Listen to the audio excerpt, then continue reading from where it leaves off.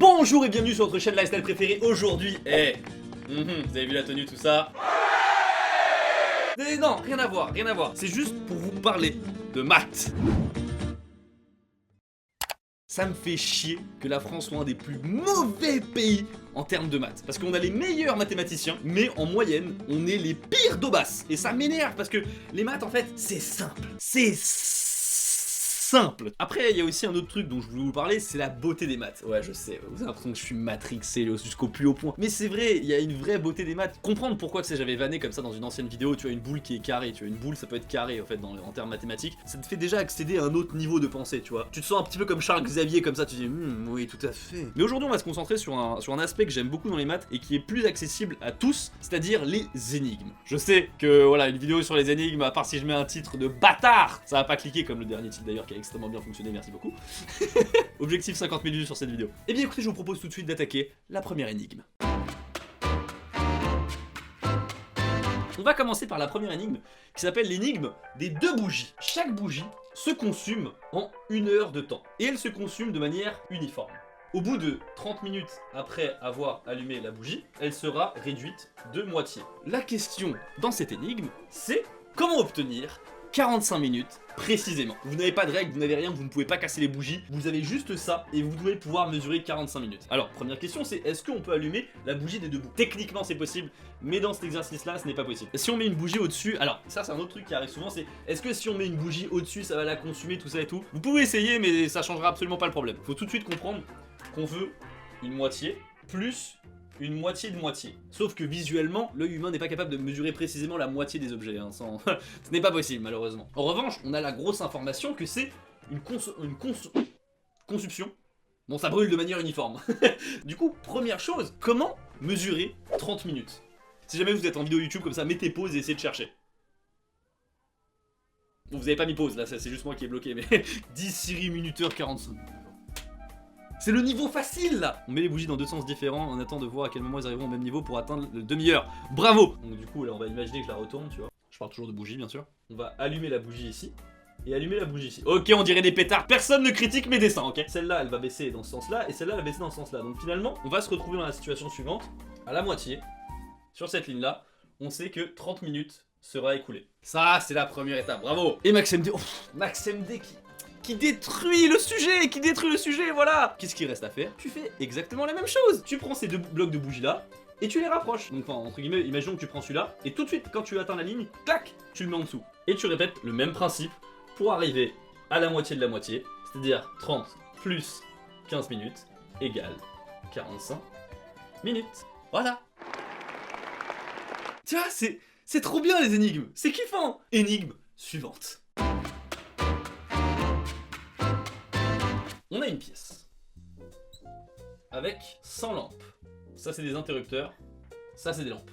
Chaque lampe est numérotée de 1 à 100. Chaque interrupteur associé, donc du coup l'interrupteur numéro 1, l'interrupteur numéro 2, l'interrupteur jusqu'à 100. Et ils sont chacun raccordés, donc du coup le 1 allume le 1, le 2 allume le 2, le 1, le 3, le 1, jusqu'à le 100 allume le 100. Jusque là, tout va bien. 100 personnes vont entrer dans la pièce. Elles sont toutes numérotées encore une fois de 1 à 100. Et là ça devient un petit peu tricky. Chaque personne va toucher les interrupteurs, donc du coup va allumer ou éteindre. C'est un interrupteur, c'est le principe. Chacune de ces personnes, quand elle va passer, eh bien elle va appuyer sur les multiples de son numéro. Ça veut dire par exemple que le 1, lui il va toucher le 1, le 2, le 3, le 4, jusqu'à 100. Parce que 1 est multiple de tout. En revanche, le 2 lui, il va toucher le 2, le 4, le 6, le 8, jusqu'à 100. Parce que lui, il va toucher forcément que les nombres pairs. Le 3, vous avez compris, il va faire 3, 6, 9, 12, bref. La question est la suivante maintenant, où je pense que vous avez compris. Quelles sont les lampes allumées après le passage des 100 personnes? Vous êtes 1600 sur le live pour regarder des énigmes, merci beaucoup, ça me fait trop plaisir. Le premier mot que vous devez retenir, je vais vous donner un petit indice, c'est le mot multiple. Vous pouvez répondre normalement avec 1 million. Tu me poses la question avec 1 million, je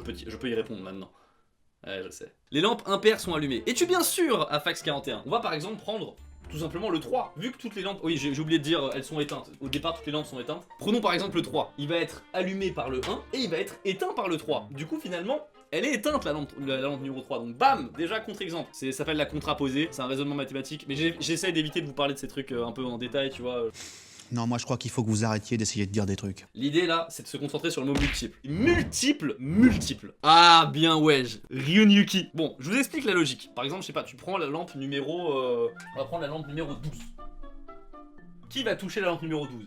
Le premier. 12, et du coup il y a le 2 aussi. Le 3, il va aussi toucher la lampe numéro 12, parce qu'il est multiple. Ensuite, le 4 aussi va toucher à la lampe numéro 12. Il y a le 6 aussi. Et il y a également le 12. Normalement, vous avez appris un truc en CM2. Les multiples, ils fonctionnent par 2.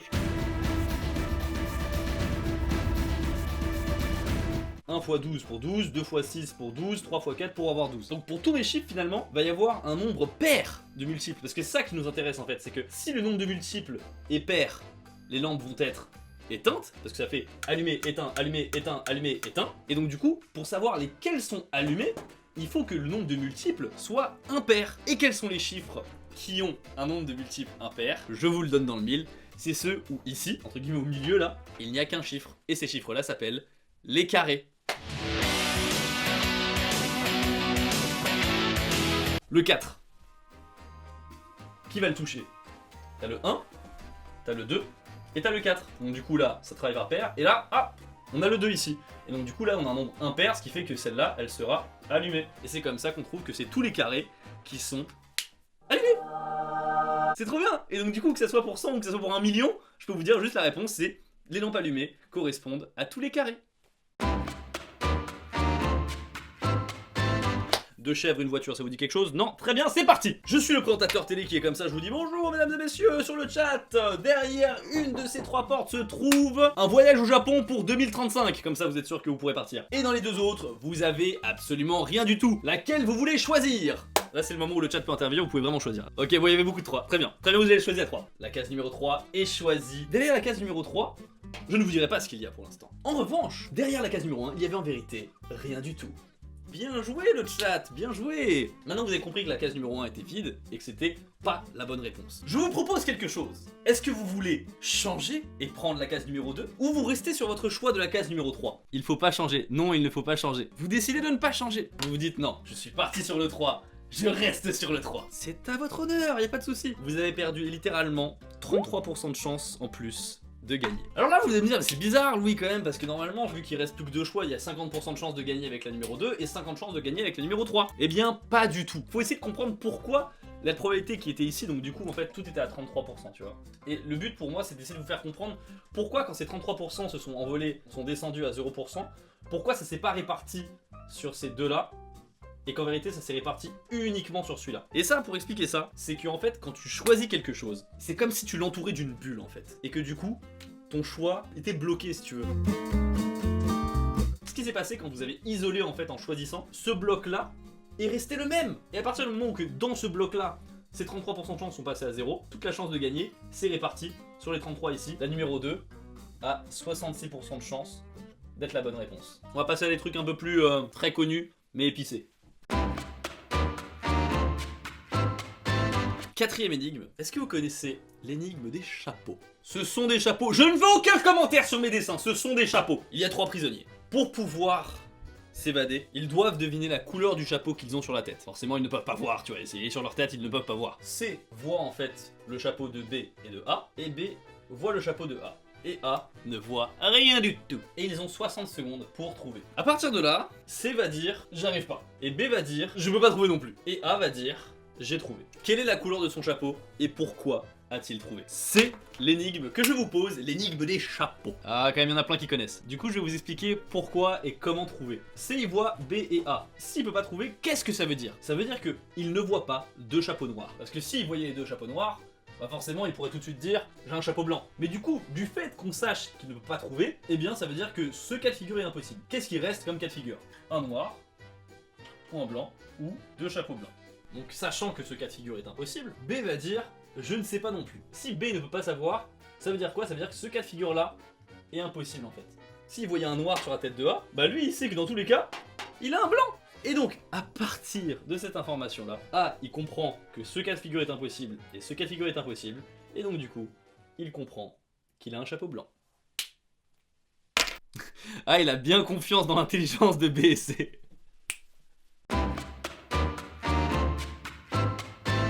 5e énigme, de loin la plus dure. Je l'ai mise sur Twitter pour voir un petit peu la réaction des gens. Savoir qu'on ne sait pas, c'est pas très grave. Par contre, ne pas savoir qu'on ne sait pas, ça c'est grave. Vous avez 12 boules. Parmi elles, il y en a une qui a un poids différent. Peut-être plus lourd, peut-être plus léger, on ne sait pas, mais tout ce qu'on sait qu'il est différent. Vous devez le trouver en 3 pesées. Et vous devez pouvoir la trouver à partir d'une balance comme ceci. C'est-à-dire qu'il vous montre qu'est-ce qui est plus lourd et qu'est-ce qui est plus léger. Tu cherches petit moitié pour la première et ainsi de suite. Ah là là. En faisant ça, soit c'est comme ça, soit c'est comme ça. Vous savez pas si c'est plus lourd ou plus léger la boule. Une pesée 6-6 comme ça nous apporte aucune information. Il faut faire une pesée 4-4. Donc du coup vous allez prendre 4 boules et peser avec 4 autres boules. Donc du coup il y en a 4 autres, on les laisse de côté, on les choisit au hasard. Qu'est-ce qui peut se passer à partir de là? Égalité. C'est-à-dire les 4 et ces 4 là sont à poids égal. La boule suspecte, avec le poids différent, et forcément dans les 4 dernières. À partir de là, qu'est-ce qu'il faut faire? 4 boules, ça fait 2, on en prend 2. On est d'accord, on a soit ça, soit ça. Aucune information. Bah vous savez pas si elle est plus lourde ou plus légère, donc du coup ça pourrait très bien être celle-là, celle-là, celle-là ou celle-là. Ça c'est une erreur, c'est une connerie, faut pas le faire. Bouh. Eh, je vous le dis, il est pas si évident ce truc-là. Là le mieux, c'est soit vous faites 2-2 et neutre-neutre, c'est-à-dire vous reprenez des boules qui étaient ici, soit ce que vous pouvez faire, vous prenez 1-1. 1-1 c'est plus simple. Donc qu'est-ce qui se passe? Soit on a la 1 qui est plus lourde, soit on a la 1 qui est plus légère, ou soit, faut pas oublier ce cas-là, 1 et 2 sont toutes les deux égales. Si c'est égalité, ça veut dire que la suspecte est parmi 3-4. Et là à partir de là, qu'est-ce qu'il suffit de faire? Il suffit de faire 3 et une neutre, et en gros si c'est égalité, ça veut dire 4 et la réponse. Si c'est une égalité, là c'est 3. La réponse.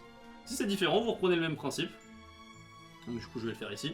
Si égale 2 et la rep. Si inégale 1 et la réponse. Est-ce que tout le monde a suivi? Donc là on a réussi dans le cas de l'égalité à trouver la boule. Donc du coup ce cas-là est fait. Maintenant il faut faire l'autre cas. C'est-à-dire que quand on fait la pesée, et bah du coup on se retrouve avec 8 boules suspectes. Et vous allez voir qu'avec 8 boules suspectes, on va quand même pouvoir s'en tirer. On a forcément ça qui se produit. Donc du coup qu'est-ce qu'on va faire? Eh bien on va noter un truc qu'on n'avait pas noté sur le truc d'avant. C'est qu'en fait cette balance là, elle te donne 2 informations. Si c'est égalitaire ou pas égalitaire. Et aussi laquelle est la plus lourde ou la plus légère. Et ça c'est l'information la plus importante qu'on va utiliser pour ce deuxième cas de figure. Pour trouver la boule suspecte à partir des 8 dernières boules. Ce qu'on va faire c'est qu'on va les noter. On va avoir les boules plus, qui sont ici, qui sont plus lourdes. Plus. Et les boules ici qui sont plus légères, moins. Ce que je vais faire en deuxième pesée, comparer plus 1, plus 2, moins 1. Et je vais comparer plus 3, plus 4 et moins 2. Pourquoi? Ne me posez pas les questions. On a 3 cas possibles. On a le cas, c'est égalité. Vu qu'elles sont égalité, ça veut dire que la boule avec un poids différent n'est pas ici. Moins 3 et moins 4. Là c'est le cas facile, on a eu de la chance, on en a pesé 6 comme ça, elles étaient toutes égales, du coup on est tranquille, on n'a plus qu'une pesée. Bah tout ce qu'on va faire, c'est juste moins 3 et moins 4, et là forcément on n'aura que 2 cas de figure possibles, soit c'est moins 3 qui est plus lourde que moins 4, soit c'est l'inverse. Dans ce cas de figure c'est moins 4 qui est la réponse. Et dans ce cas de figure là c'est moins 3 qui est la réponse, qui est moins 3 qui est plus léger, donc du coup là c'est moins 3 qui est la réponse. Là on commence à perdre des viewers, je le sais, là ça devient bien épicé. Ce cas là est fait, mais ce cas là c'est pas le plus compliqué, c'est ce cas là.